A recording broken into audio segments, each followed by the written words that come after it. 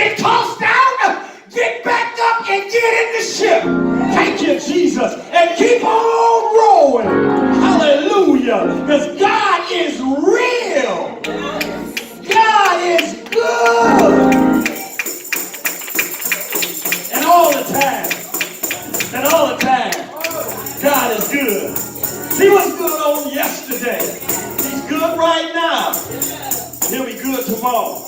All we got to do is pray, fast, read God's word, be obedient to God. That's what loving God really is. Come on, somebody. Lesson told us, if you're not doing these things, you don't really love God. Amen. You love God. What's wrong with you? Huh? Is that what the song say? You got to love him, saints. I mean, really love him. When you really love God, you are obeying his word. That's real love. All right? Love somebody that you say, I can't stand. That's real love. Huh? Forgive somebody that's always getting on your nerves, that's always bothering you. Love that person. Forgive that person. That's real godly love.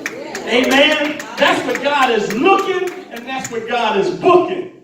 Because when he opened up your chapter, ain't nobody else going to be in there, Tina, but what you did and how you acted. Your husband ain't going to be in your part. Your kids ain't going to be in your part. It's all going to be about you. Amen? Amen. Huh? You want to give an account for how you live. Thank you, Jesus. Hallelujah. This thing is real. You want to give an account how you lived on this earth daily. It's being taken down right now as you sit here. If you sit here saying, I don't feel like praising him. I don't feel like giving vent to him. God's still looking and booking. He is worthy. If he ain't did nothing for you, he's still worthy. You know why? He's worthy just because who he is. And he yet is God. He yet is giving you breath in your body. Somebody else is sick, Ephraim. Can't be here, wishing they can be here. Somebody else is at home with a feeding tube in them. Huh? Man. I saw Henry had triple bypass surgery, and he was telling me how it's hard to walk, and they took a vein out of his leg to put up in his chest. And he told me, Tasha, when he had this fall, he just got in the bed. And he stayed there a whole day. And he lives with Janine's mom. And she checked on him. He said, all right. But he said the second day he was still in bed. He said, lady called the ambulance and the police.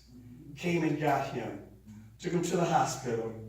And they immediately did the triple bypass surgery. Do y'all know that man could have laid there and died? Right? Do y'all realize that? He could have just laid there and just went on to glory.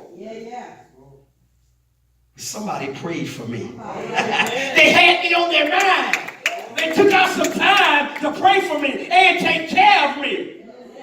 By getting to the hospital, getting all that done.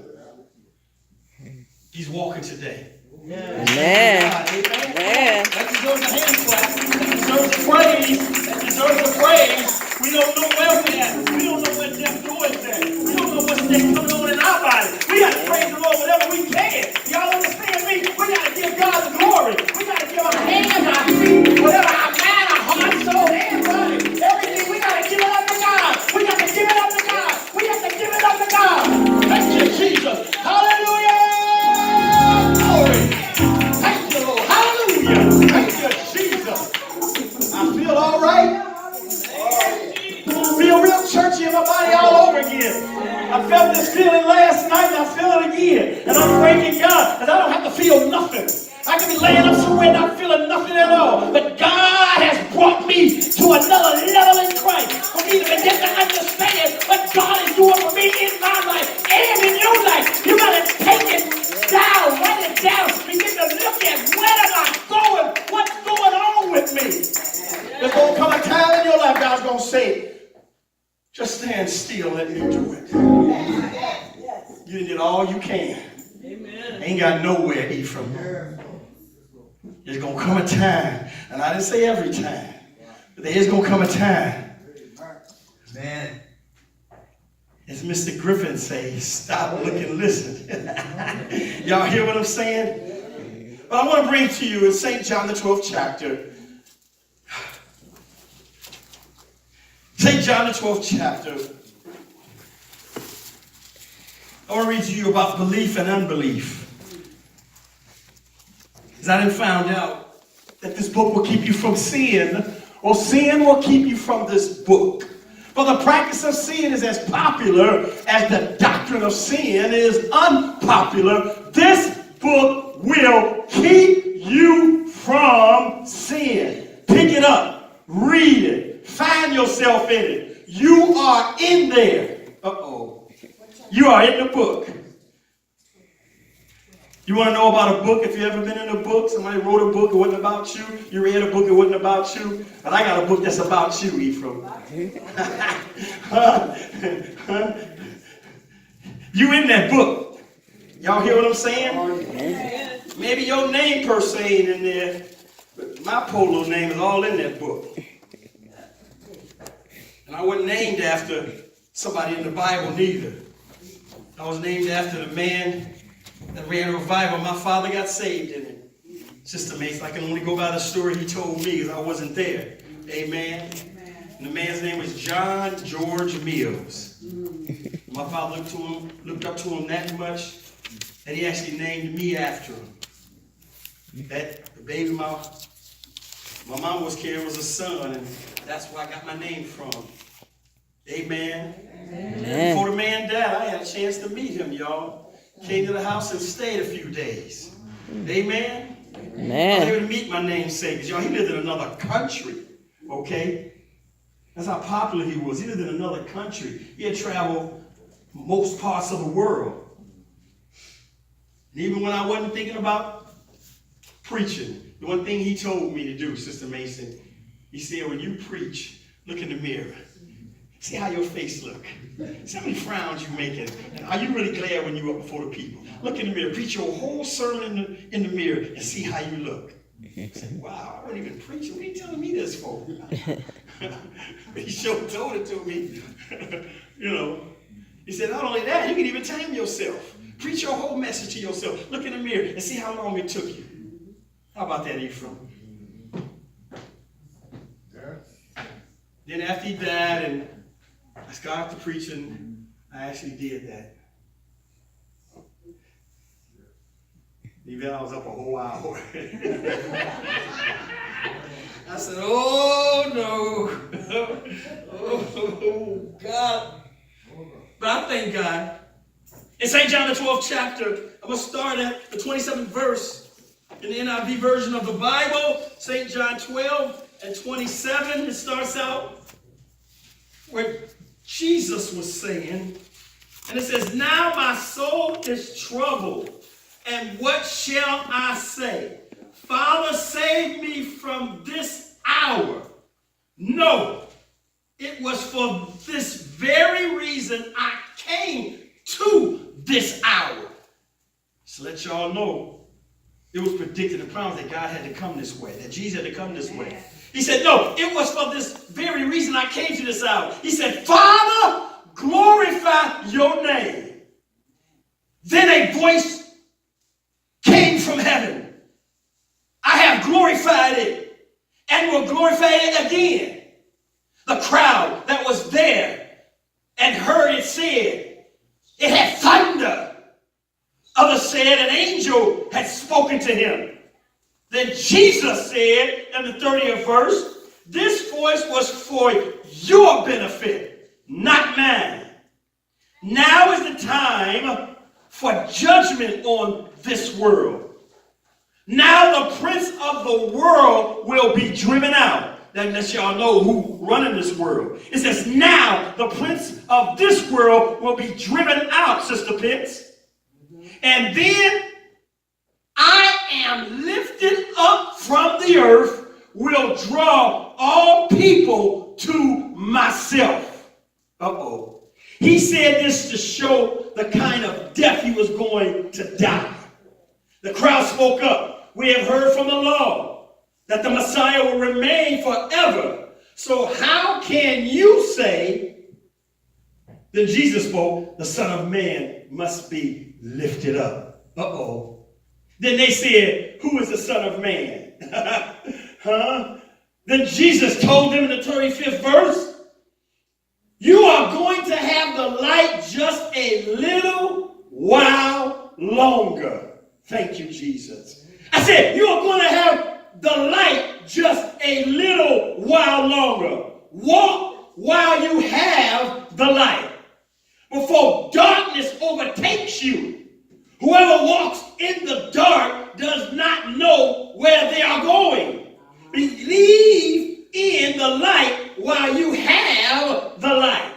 Thank you, Jesus. So that you may become children of the light. When he had finished speaking, Jesus left and hid himself from them. Oh, yes, he did. That's why sometimes you just got to go away and take some time for yourself and just hide yourself from everybody and everything that's going on in you, from belief and unbelief. Do you believe in the light or do you believe in the darkness? I'm going to start the 29th verse. The people heard but did not understand. They assumed that an angel had spoken to them. The 32nd and the 33rd verse. Christ would draw all men, and I read it included the Greeks, to himself through the cross. It said that Jesus would be lifted up. Christ would die on the cross, and when you die on the cross, they lift the cross up. It said, if I be lifted up, I'll draw. That's what that comes from, Vincent. At the point of death, Jesus said, I must be lifted up. Now the prince of the world is getting ready to be done away with. As I die, and then as you lift me up on the cross, I now will begin to draw all men unto me. Thank you, Jesus. Verse 34, the Jews were expecting Christ to reign forever. They were puzzled that he was talking about death. Their Messiah should not die. No, he can't die. He's the Messiah. He is the living God. Why? He cannot die. But Jesus said, I must die so I can be lifted up. And then I can draw all men unto me. Blood must be shed. Thank you, Jesus. The 39th and the 41st voice. They could not believe. God does not prevent people from being converted. In his judgment, as a result of man's unbelief, God sometimes hardens the heart of man. You'll find that in those verses. He sometimes hardens the heart of a man by way of his unbelief. Y'all understand what I'm saying? By his way of his unbelief, God will sometimes harden his heart. Pharaoh didn't believe. The Bible said God hardened his heart. Because he didn't believe in God. I don't care what Moses came and told him and said what was going to happen. He didn't believe it. And again and again and again it happened just as Moses spoke. And he still didn't believe him. Still didn't believe there was a God. Pharaoh had to know that Moses by himself was not causing these plagues. A human being. This man Pharaoh had to know that Moses by himself was not causing these plagues upon the earth. But yet and still, he didn't believe in a higher power that Moses came by. Nor did he try to attempt to kill Moses. Or do away with him. Time and time.